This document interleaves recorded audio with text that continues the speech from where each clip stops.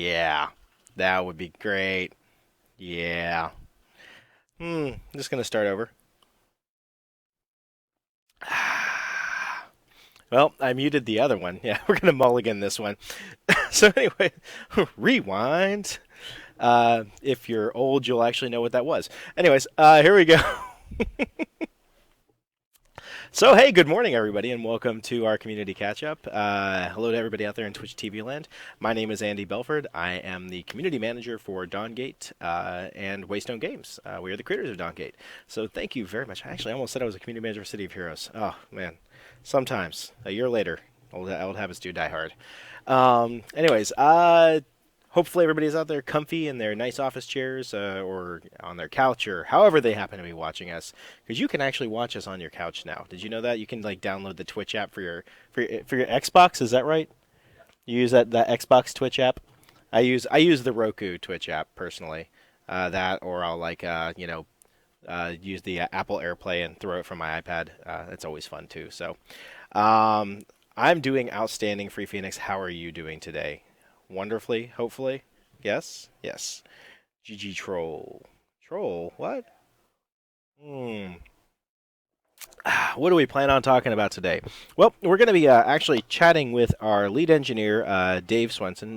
We call him DLS around the office here. So he'll be swinging over here in just a little while, and we'll be chatting with him and getting to know Mr. Dave, since it's the first time he's never been on the stream before, so it's the first time for him. So we'll be swinging by.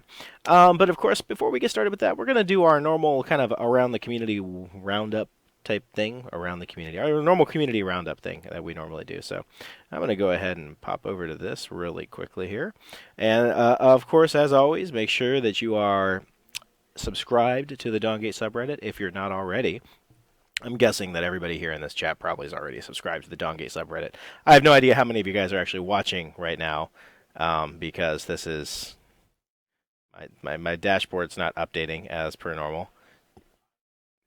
I don't know what it is with my browser and my dashboard, but it just likes to do that. So, anyways, make sure you are subscribed to the Dawngate subreddit. There's some great discussions happening over here. It also looks like the Vex Gaming guys are going to be throwing another tournament. As well, I think the Parasite Post guys have been doing tournaments, and there's all sorts of people. So people are doing community tournaments all the time. It's great stuff. Really good to see that competitive scene kind of evolving and taking shape throughout the course of the beta. Also, make sure that you check out some of these other great conversations. The Dawngate 101 is always a really good place to start. Venor usually updates that pretty regularly. As well as this right here, which is kind of cool. This is something that Garawar, who is a guy that I've actually been doing community-related stuff with ever since Warhammer. But Garawar is putting together this website called the Shapers Guild, which is really kind of cool. It's like an interactive lore thing, and you can sign up here and get more information about it. I've seen some of the work he plans on doing with it. There's some stories already told, but it's basically kind of a fan take on involving the lore of Dawngate from another side. So we are aware of it, and while it's not official lore, it's actually pretty cool. So I definitely recommend signing up for this and checking it out. It's pretty darn neat. So. Also, there was another thread on here. Also, be sure you can check out the Reddit, because the subreddit, because they post every week when Money Pigs is going to go live and when the Dibs Dreamcast is going to go live, so you guys can get links to that. All very good information. And then, of course, there's just tons of discussion that happens there all the time, and people always drop like free beta keys and things like that there too. So check that out. Speaking of cool things that were posted on the subreddit, Pluto a couple of days ago posted this right here. You can be our hero. You can be a hero, baby. Come on, sing it with me, Ryan. No? You can wash away my tears. No? Oh, okay. All right. Ryan doesn't want to join me. I'm so sad. That's okay. Anyways, so we are going to be participating in the Extra Life charity event on November 2nd, 2013. What is that? Well, basically, it's an excuse for us to sit around and playing games all Saturday long. And I told my wife I'm not going to be home, honey. I'm going to be at the office playing video games all day. Oh, darn. We'll have pizza and energy drinks and water and all that fun stuff. So 24 hours. I actually have participated in Extra Life before. When I was at Paragon, we had a great time doing it. Lots of fun. I can't make it the full 24 hours. I usually fall asleep somewhere along the way. But between power naps, I will be here in the studio at some point in time. So please check this out. Check out the page. Pluto is not at his desk, so we can't put the link in the chat. So I can put the link in the chat. Let me see here really quickly. Nothing. Alrighty, so there is the link to our Extra Life page. You can donate. This is a 24-hour gaming marathon in support of Children's Miracle Network. We are playing in support of Children's Hospital and Research Center of Oakland. Again, it all goes to basically a great cause. So helping sick kids and their families. How can you say no to something awesome like that? So please donate. Check this out. Support us. Watch along with us. Or hey, sign up and play yourself. Either way, we really appreciate it. We've already started receiving donations. It's amazing how much people are donating just already. We're already 10% of our goal. Our goal is $10,000. We're already 10% of our goal, and the vast majority of the donations for these things usually come on the day of the event. So. We're super humbled by this, and I feel really confident going into this that we'll hit our goal. I hope you guys all come and hang out and enjoy it with us. If you do decide to donate, those of you guys who are looking for keys, this is a great opportunity actually to get a beta key, because as a gift, a way of saying thank you. We're not selling them; we're just saying thank you to people who donate. And just so you guys are very clear, none of the proceeds come even to us. All the proceeds, all the donations, everything is managed by the Extra Life group. So they see all the money. We don't touch any of it all ever. Never comes to us at all. The way that works is if you donate $10 or more, you will get a single-use beta key. If you donate, I should say from $10 to $19. If you donate $20 or more, you're going to get a 5-use beta key. So for you and 4 of your friends, you can get that beta key. So $10 gets you a single-use beta key. $20 gets you a 5-use beta key. If you are one of the first 100 people who donate $100 or more, we're going to mail you a limited edition, I think it's 11 by 18 print that we are doing for basically of like an image that we had for our T-shirt. That we're printing some team shirts right now, and so we're going to make a limited edition print of that T-shirt print, and we're going to autograph it, and we will roll that up in a tube, and we will mail that to you.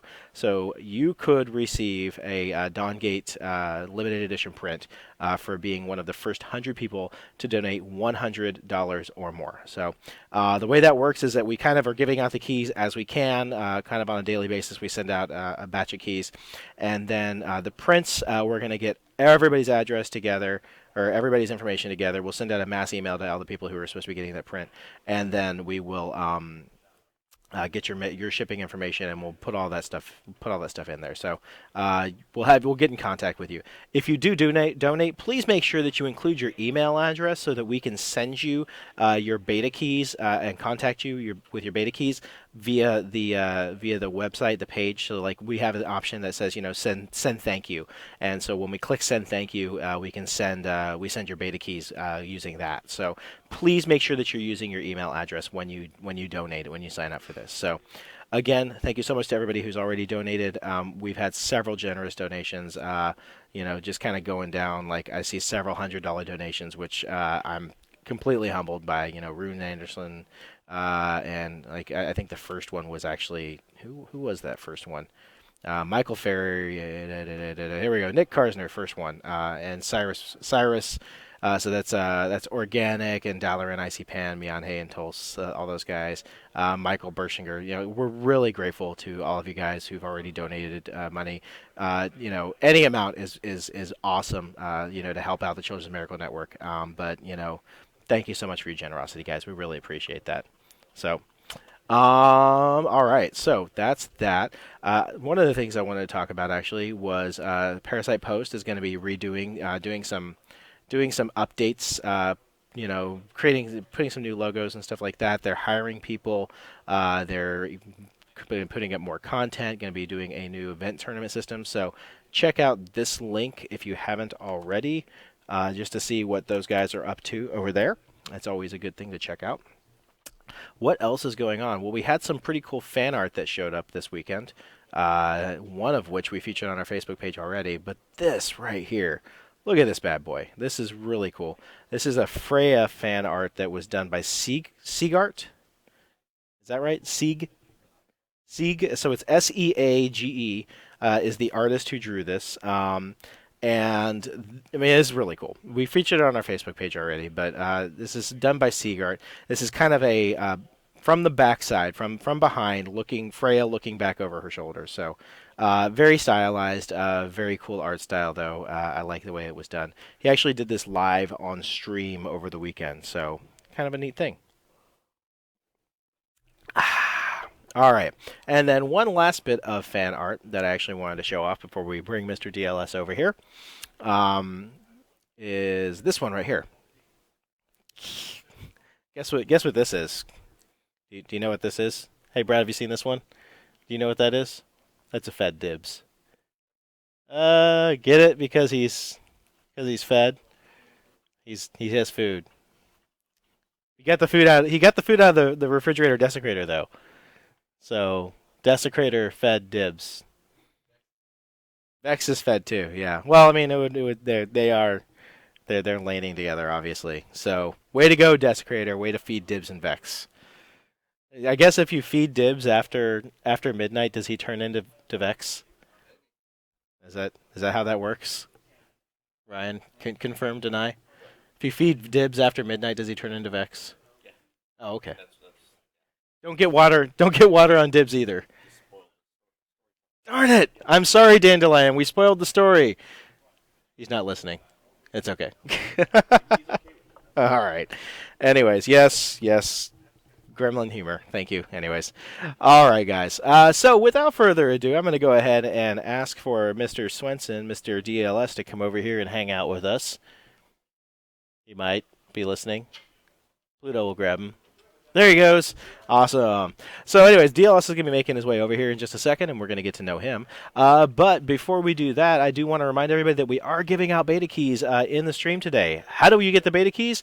Well, that's really easy. You follow the channel. We're giving them away silently in the chat right now. Pluto is sitting right behind me. He's hitting that randomize button, and he will be giving out beta keys. Yeah, go ahead and put them on. All right. Very fancy. There we go. All right. Put that there. It is, and then we're gonna do that. So there. Now you can hear me, and I can hear you. All right. And you are set. Yep. Okay. Everything's set. So say hello, stream. Hello, stream. Hello. Can they see me? They can see you. Yes, we are on the. See here, I'll show you. Let's see. See, they see you right there. Yeah. That's what it looks like right there. Well. So you. I need to be over this way a bit, maybe. There we go. See there. There we go. All right. Now you can. All right. That should be good. Yep, you're good. All right, excellent. I'm gonna put the chat right here in front of us. So okay. Nice hair already. Nice hair. Yeah, we're getting nice hair already. So, anyways, all right. So, hey, welcome to the stream for the very first time. Oh, thanks. All right. So this is David Lee Swenson, affectionately called DLS around DLS. The, yeah. DLS. We actually just call him DLS for everything we do. You're even DLS. You're Dark DLS in the game, right? I'm Dark DLS in the game. That's right. So if you ever see that orange name, Dark DLS, usually playing Nisa, that's this guy. That's right. You need Nisa usually. Right? I've kind of switched. Uh-oh. I don't know what's going on there. What was that? That was weird. I've been playing Dibs quite a bit more lately. You've been playing a lot of Dibs lately. Yeah. Okay. All right. I don't know if they could. DLS equals downloading swag. Nice.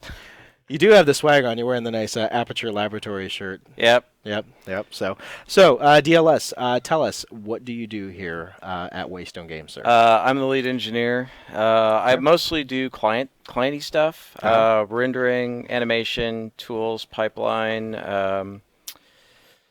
We've got, as I think they've met Lauren. Lauren's our lead gameplay, so she mostly handles gameplay. We've got Trevor, who I don't think they've met, lead network. He handles most of that. So core issue stuff. Yeah. So you're really experienced. Like, you have a long history. So I guess before we go into like a little bit more of the specifics about the kind of stuff that you do for the team, tell us a little bit about yourself. Like, what's your background and things like that. I've been in the game industry for a long time. I've worked on Lots of stuff. Baseball games. I worked on Full Throttle 2 for a while before they canceled it. I've worked on Star Wars games, Jedi Starfighter, Okay.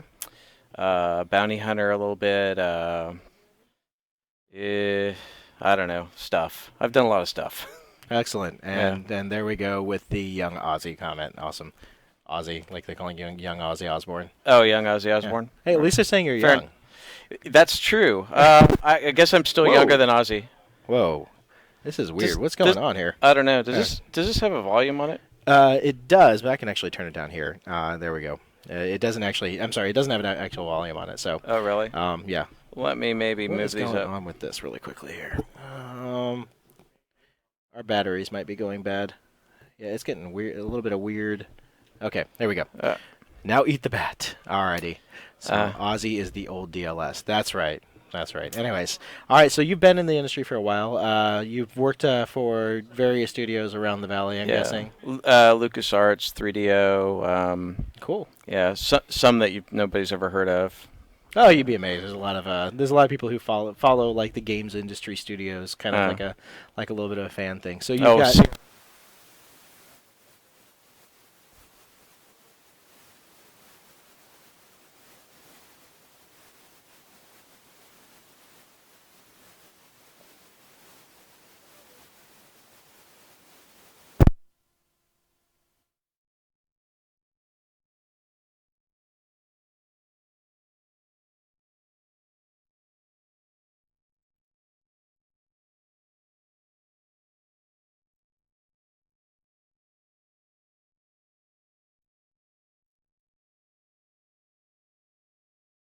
From the USB port, isn't it plugged into USB? It does plug into USB, but it's a powered splitter.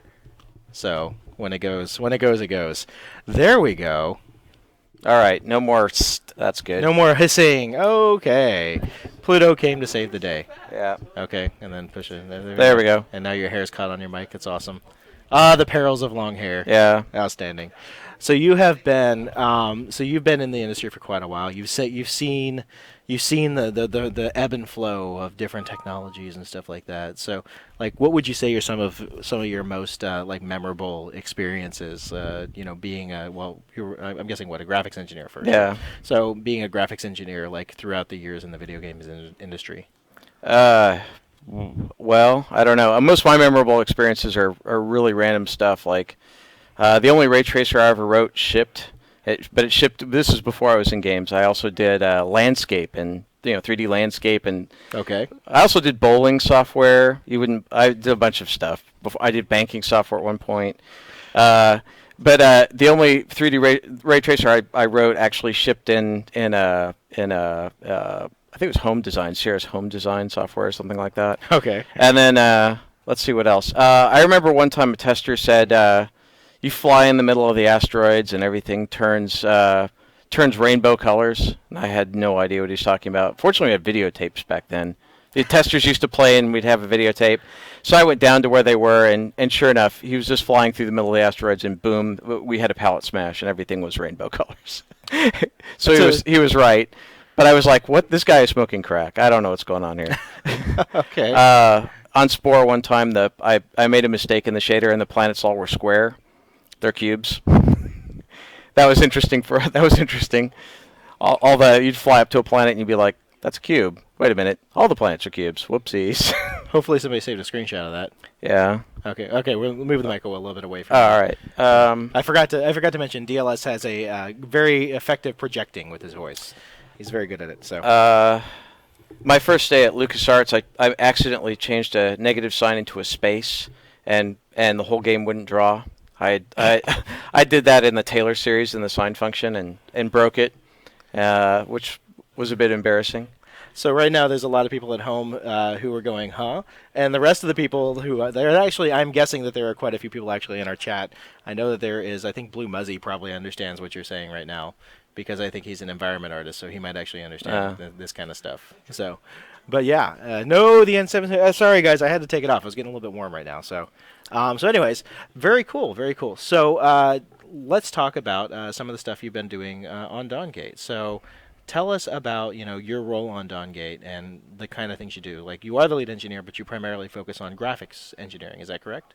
For the most part, I've done a good number of things. Graphics, animation.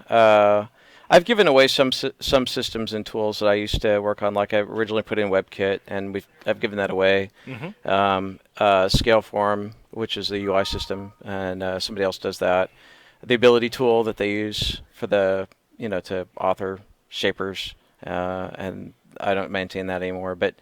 Uh, but I initially did the patcher. I originally wrote the first patcher, but Okay. now somebody else maintains that. So hopefully, my list is dwindling down to mostly core graphics and animation, and systems like resource systems or memory, what have you, right? But that's really cool, though. I mean, that's kind of actually indicative of how the team is growing, if you Yeah. think about it. I mean, because when you first started off, you were on the team from the get-go, right? Or Yeah, there was 5 of us or something. like 5 of you guys in total. So you were the engineer, right?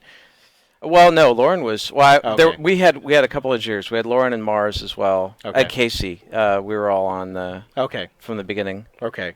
So but you guys had to wear like many hats, basically, is what you're saying.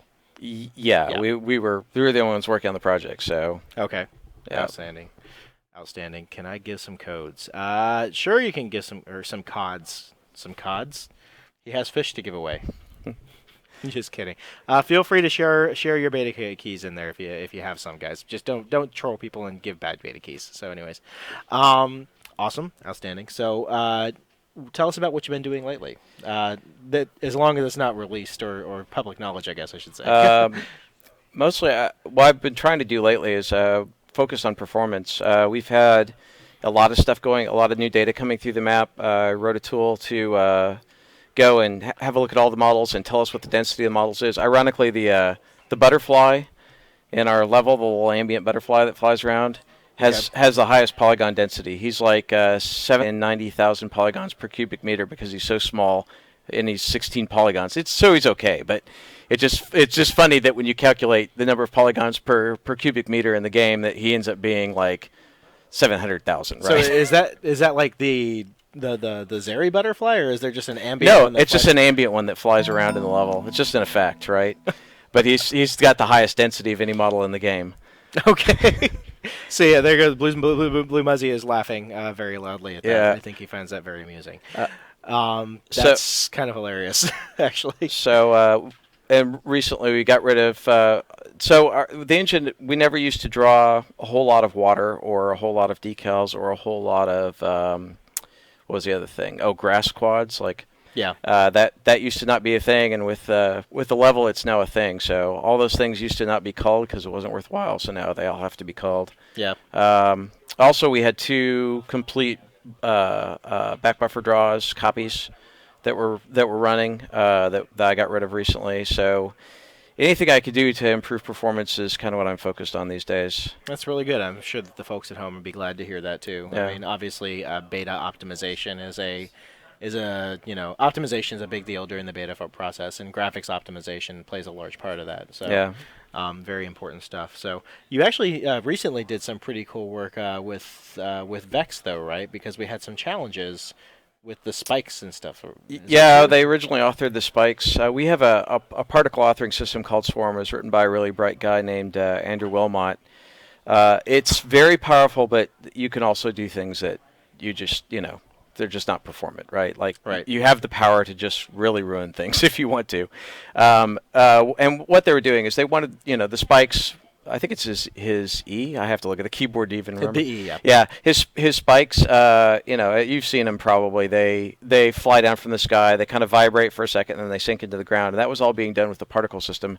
And the particle system was doing it a model at a time. And it was because we draw the models 3 times. We draw them once for shadows, and we have a light prepass deferred. So once for shadows, once for the deferred pass, once for the final pass.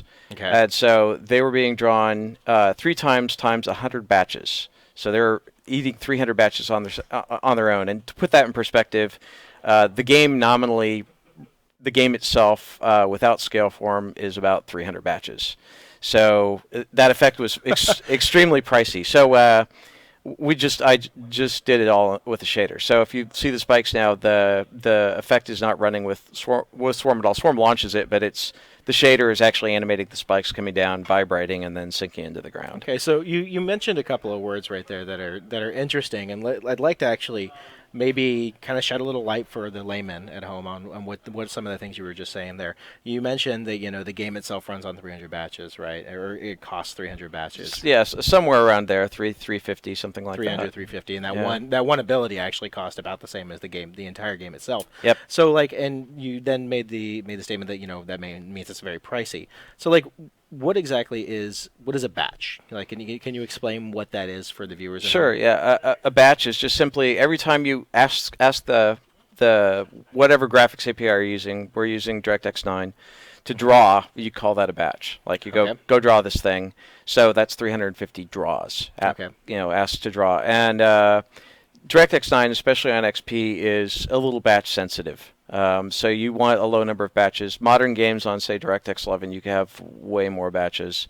Like how many is way more? Well, people have reported that you could have insane numbers like 16,000. I think realistically you could have easily a couple thousand batches, and that'd be a reasonable number.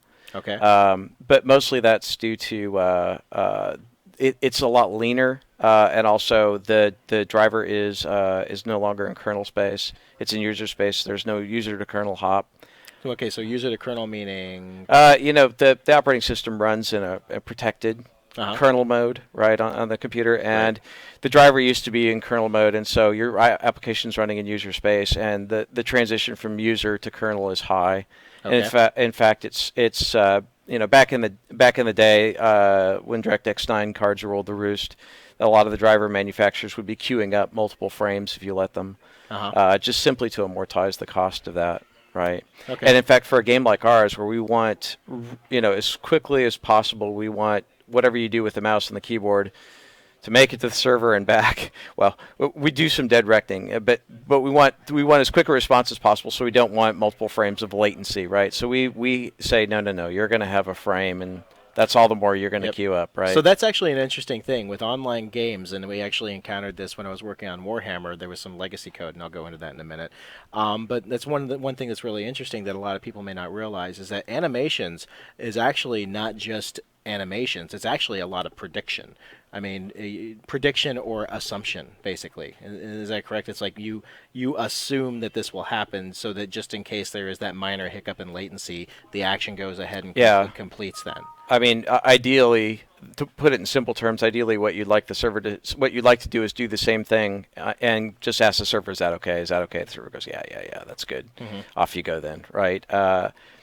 And that's actually another thing about our game is we want it very, very quick. Like when you do something has to happen really fast. The animation system was kind of, since we got to scratch write an animation system, or I got to scratch write an animation system, it's kind of designed to do exactly that.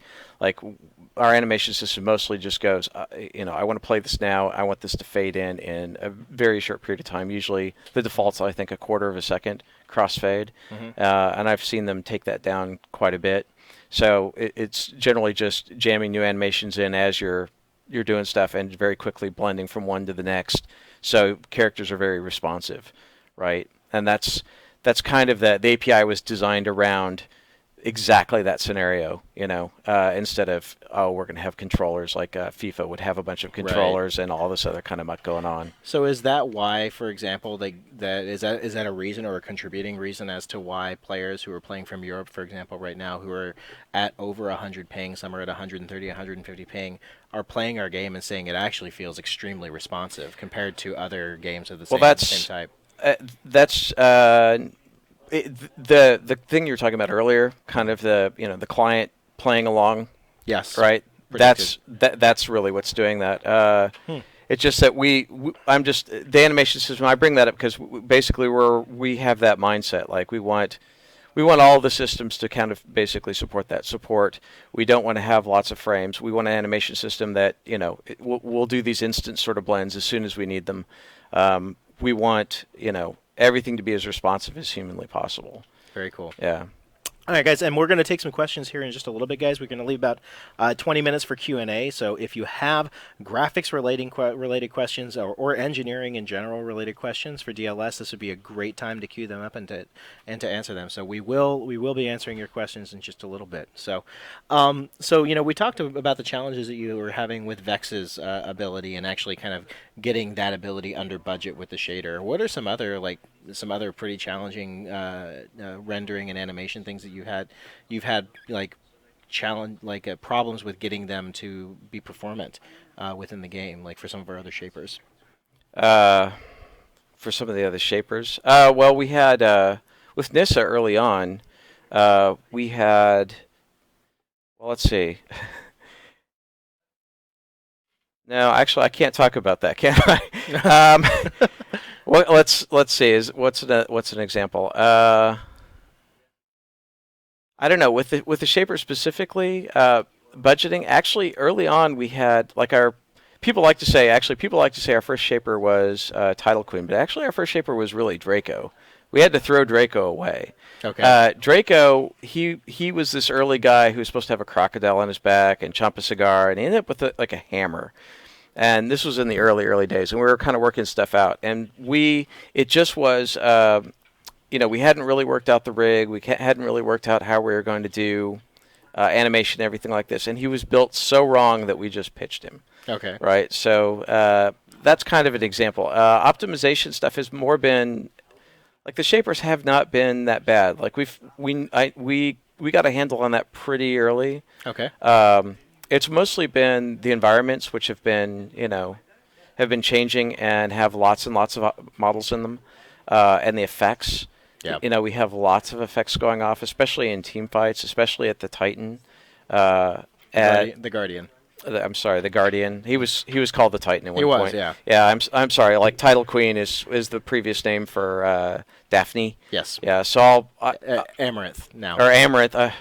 she's had a couple of names. She's had a couple of names. And she still is the Title Queen. She's Amaranth the Title Queen. The Title the Queen. Tempest, actually. I'm sorry. Amaranth the Tempest now. Sorry. I think you're on my cord here. Am I? Yeah, you're down here at your foot. Whoops. There you go. All right. There we go. Okay. So sorry, I might use old names. I still call them by the old names, unfortunately. I occasionally do that. Like I'll occasionally refer to Varian as the gunman. So yeah. So let's see. What was I saying? So mostly it's falling into that. We have had a couple of interesting things with shapers, but it's mostly around. Like we did have an incident where we'd built a skeleton and we didn't put feet in the skeleton. And we later needed feet, and minor mistakes. Minor mistakes. Yeah. That's okay though. Right on. Outstanding. You did mention like the map itself is actually kind of is actually presenting itself as one of the main challenges when it comes to kind of budgeting for resources with graphic resources, right? Yeah. Is a lot. What a lot of people don't realize is that not only do we have like the grass that sways and the water that does the little puddle thing on the ground now, and then we're having some other things that we're putting in, but even like underneath the map itself, there's that entire other layer with the waterfalls that are kind of cascading and stuff like that. Yeah, as well. the waterfalls. The waterfalls are on my to-do list.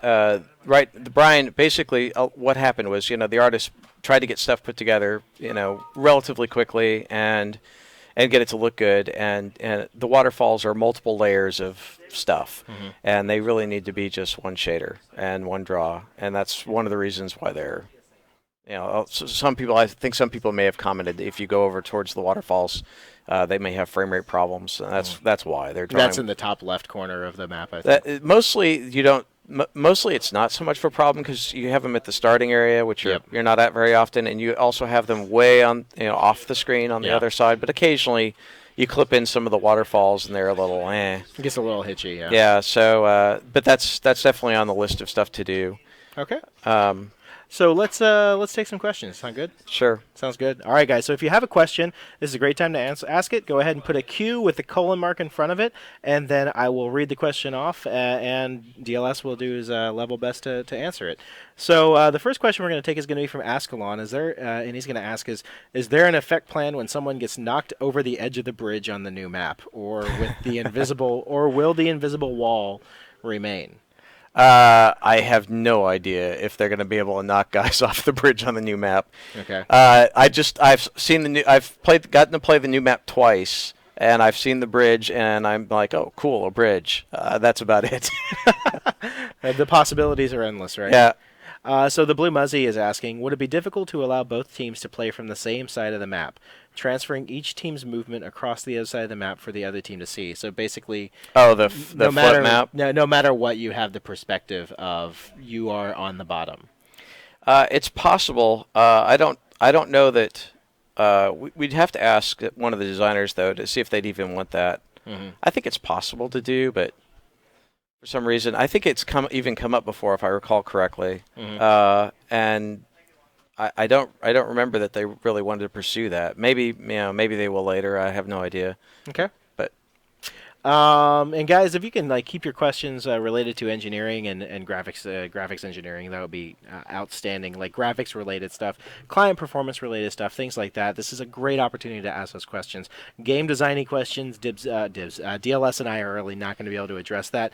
That would be for a later time when we have somebody like Dibs or Gasty on the stream. So I did see earlier somebody was asking if we're using some out of the box engine, and no, we wrote most of the engine or brought it from previous parts of it from previous games we've worked on. right. So the engine itself is actually the Spore engine, right?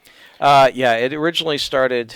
At least when I got here, it was Spore, and then Darkspore, and then this. But a lot of the stuff from Spore is gone bye. Yeah, I mean, basically at this point it would have been like so modified, and that's usually actually how it goes with large games and an out of the box engine. Like for example, I know that a lot of my friends worked on SWTOR.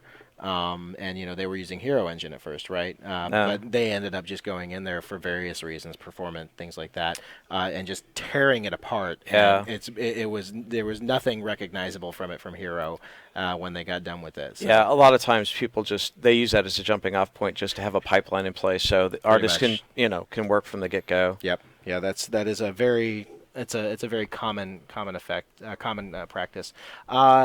Organic had a good question. A lot of people seem to be thinking that the minion models are the main issue when it comes to rendering / FPS. I also experience a lot of graphic lag when hovering over skills to see their range indicators. Any thoughts as to why this would be happening? I've noticed that in fact, we're looking at some hitches now. We fixed some hitches. We're looking at some hitches related to scale form. I think hovering over might be loading or doing something naughty in scale form. Okay. I have noticed that. We're going to have a look at that. The minions are not only the minions, but also the minions are constantly throwing off effects, and so it may not just be the minions that are causing the frame rate to go down there.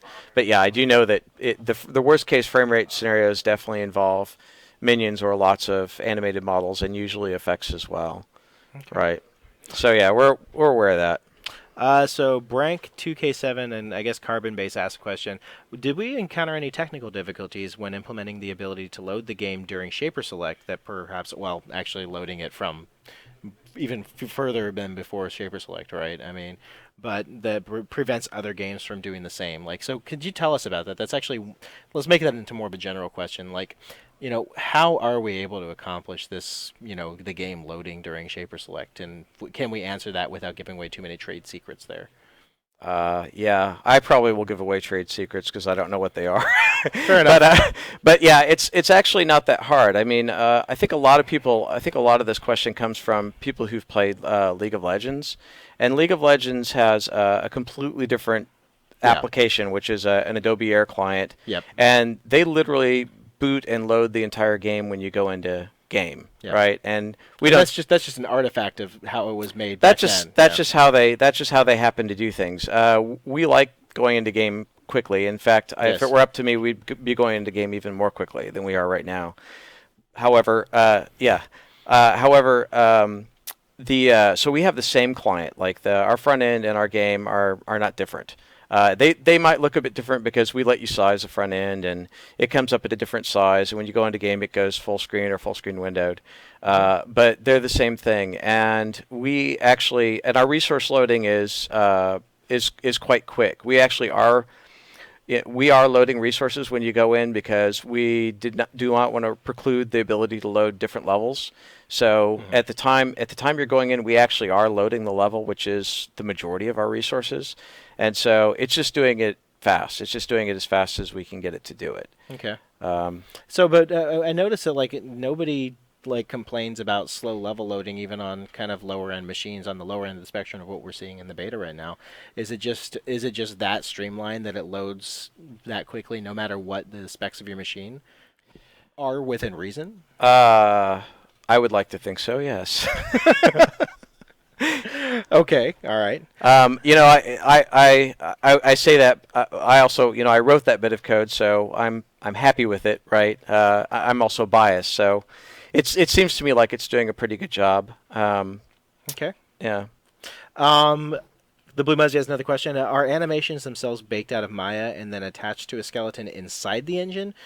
If so, do you have to have the same skeleton in Maya to do so? So, All right, so here's the skinny on that. What we do, yes, we take Maya and we do the typical thing where we're baking the animations out at a high frame rate. We bake out the animations into 4 Catmull ROM splines, one for each component of the. okay, what are those? Uh, well, cat ROMs are one of the cubic splines, just like Hermite or Bezier, or their flavor of their particular flavor are nice because control points are on the spline. What's a spline?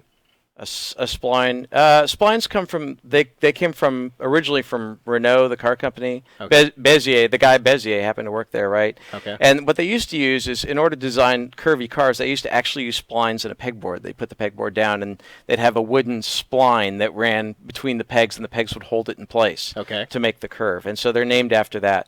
So Okay. in graphics, they're actually mathematical. They're third-degree polynomials, right? And they're just they're mathematical things. I don't know the easy way of saying it. That's okay.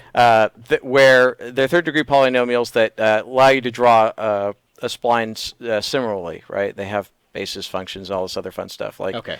anyway, they're just for whatever he's asking, like how does it work? So I'm trying to say, but Go ahead. so anyway, it comes out of Maya. We run it at a high frame rate. It comes out of Maya. The rotations we turn into quaternions. Quaternions have 4 components. Each one of those we turn into a cat ROM spline, right? Okay. And we're using those to play it back. We also support translation and scale. You may have noticed that some of the animations are have a cartoony effect, like, if somebody's going to swing something, maybe that thing gets a bit bigger before it swings, or they've taken a little bit of artistic license to make things even seem a bit even more extreme when you're going to do stuff, Right, which yeah. which is really cool. They've actually done a really good job with that. But it also means that because we're supporting translation, scales, and rotations in the same animation, that we're targeting only a single skeleton, and we're not retargeting because we're not running any IK. This is full FK, right? So we're only targeting one skeleton, one model, and all the animations on that particular thing, right? As opposed to, like, say, a baseball game where you probably have a skeleton and reusing the skeleton for different guys, and rerunning the animations on them. The skeletons are unique for each of our shapers, but the cost of that is not very high. The cost of all the animations and the skeletons are negligible compared to everything else. Just nod and wave, Andy. Nod and wave. Nice. DLS and Muzzy, the only ones who understand. I think it's probably more than DLS and Muzzy, honestly. Blue Muzzy says, so every shaper has their own skeleton. No Yeah, cheating going on here. That is true. Legacy 71st, when a shaper is leaping terrain in whatever methods are possible, so basically, and he said like dash, kind of like a Kel or Right. something like that, what's the logic behind whether they successfully clear the object, wall, or a cliff, or whatever, or whether or not it fails? Similarly to League of Legends, where a flash can fail when attempted over a wall. So what they're doing is they're removing them from the nav mesh, and they're deciding, ahead of time, like, oh, if they can make it, we'll remove them from the nav mesh, so they're untargetable, and they'll put them back over on the nav mesh on the other side. Okay. Now the deciding part and what the numbers are, that's, the deciding part is Lauren, and then what the numbers are probably Gasty, right? Gasty or Dibs, yeah, Yeah. absolutely. Wow. Okay. My head's not exploding yet. It's getting there, but it's not exploding yet. Keep the questions coming, guys. Like if you've got those like straight up nerdy questions or those questions about performance, this is a great chance to ask those questions. I did see some other questions earlier. Hold on. People are commenting about the answers. Have you taken a shaper idea from the forums and think about to use a shaper idea? We won't take like an idea wholesale, but it would be something along the lines of like there would be aspects of it. So I'll say that our design group is pretty open to ideas. yeah, they are absolutely. Yeah.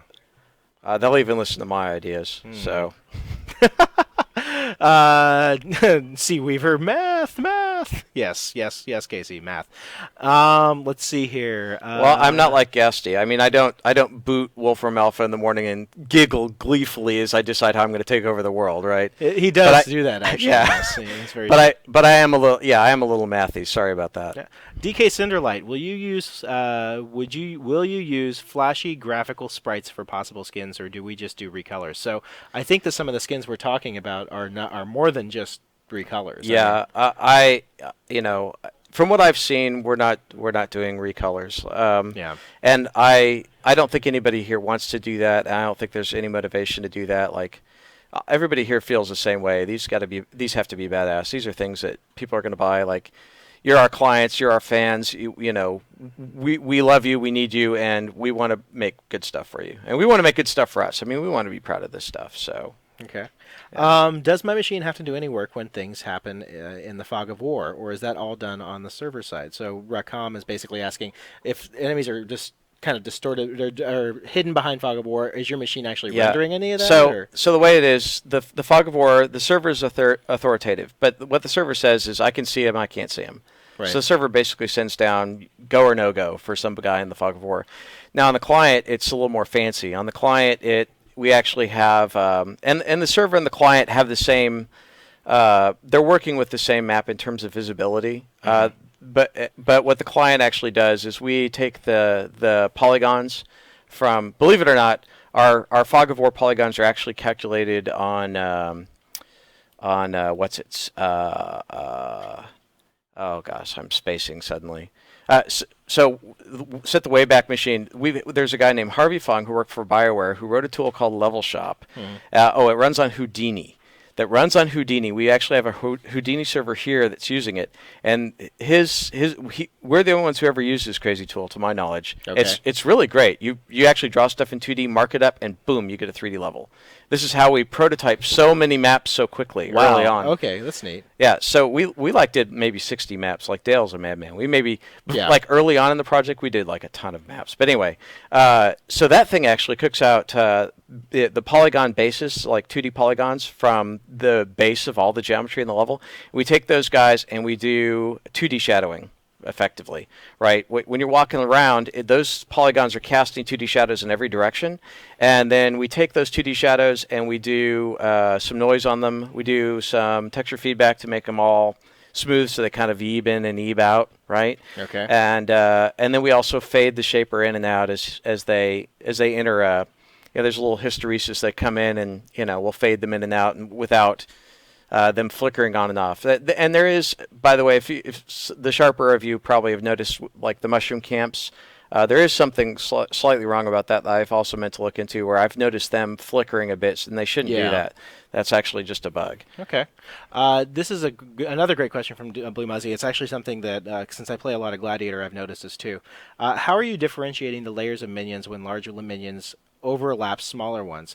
I find that sometimes I cannot target the smaller ones if there are big ones that are next to it. In fact, Lauren insisted on having pixel accurate picking, which, much to my chagrin, I agree. I agree with the sentiment, but it's the pixel accurate picking is what we do is we actually get the IDs. We write IDs of all the objects in the buffer, right? And then we have a bounding box around those guys, and we look at those IDs. We actually lift the pixel back out of the rendering, look at the ID, and see which pixel exactly you were over and who it belonged to. Okay. And so the picking actually works. Like if you get anywhere near the bounding box of the object, if there's overlapping bounding boxes, it will flip to this pixel accurate picking and pick exactly whoever is there. Okay. Yeah. Okay. And now my head just exploded.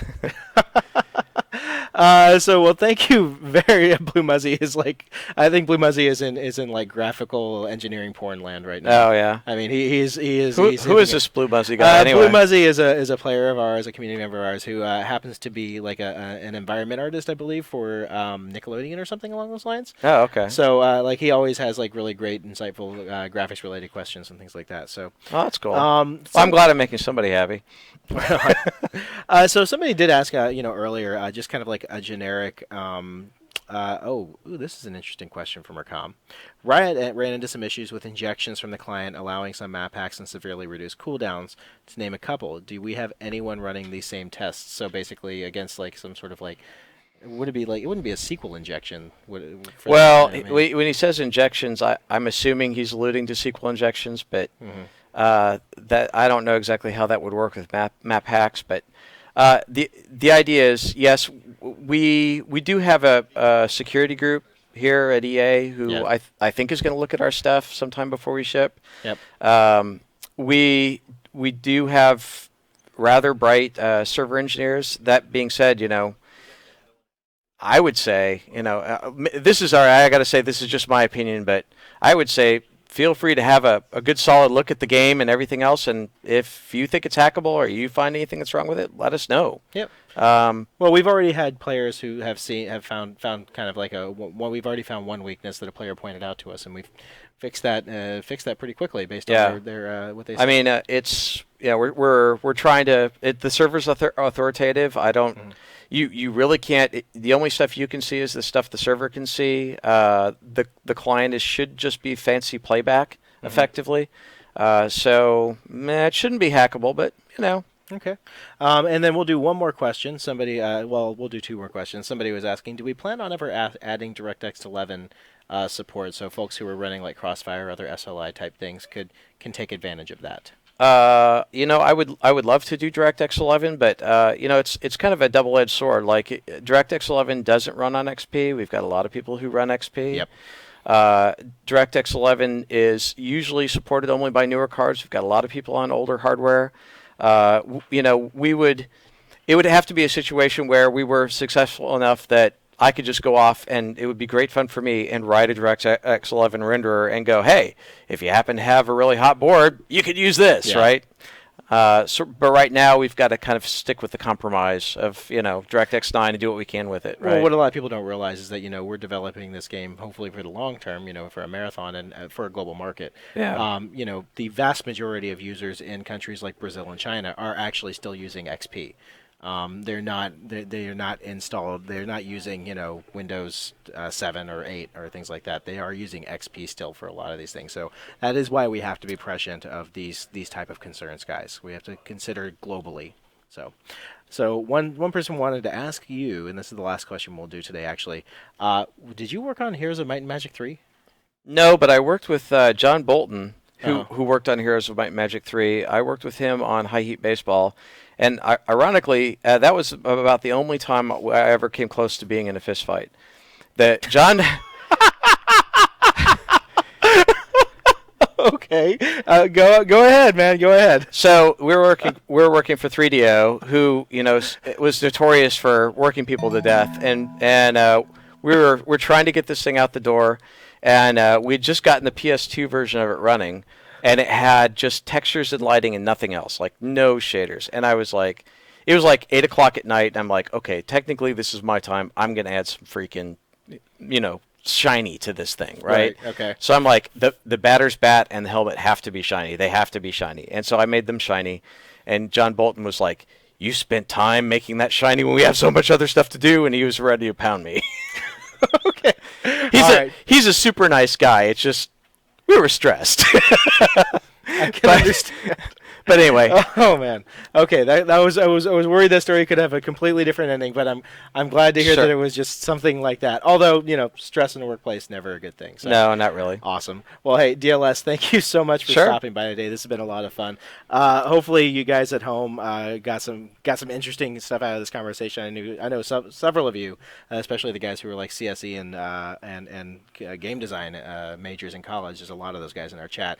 Probably really enjoyed this conversation. So even though I didn't understand half of it, they did, and that's what's important. So if you want to go back and like see if you can pick up any nuggets of wisdom or little gems out of this conversation, we will be posting the VOD later on today over there on YouTube, or you can always watch it on our channel as well. So, but until the next time, though, guys, we're going to go ahead and take off. But before we Okay. do, I do want to make sure that people are aware. Beta times this weekend, Thursday through Sunday again. So we're going to open up the service tomorrow morning at 9 a.m. Thursday, and they will be open until midnight on Sunday. So log in, check it out. We do have, I believe we're going to have some balance changes coming at you guys this week. We should have patch notes up later on. But that's assuming, of course, that the patch gets approved. Obviously, the next patch, so we'll see. We'll see if it happens. So we have to make sure we get the patch through QA approval and everything. So, anyways, we'll be back live tomorrow at around noon, streaming, playing games, having fun. Probably playing a little bit on the new map and things like that. Be sure to log in, play some games, and enjoy yourself. So we'll see you guys tomorrow. All right. Bye bye.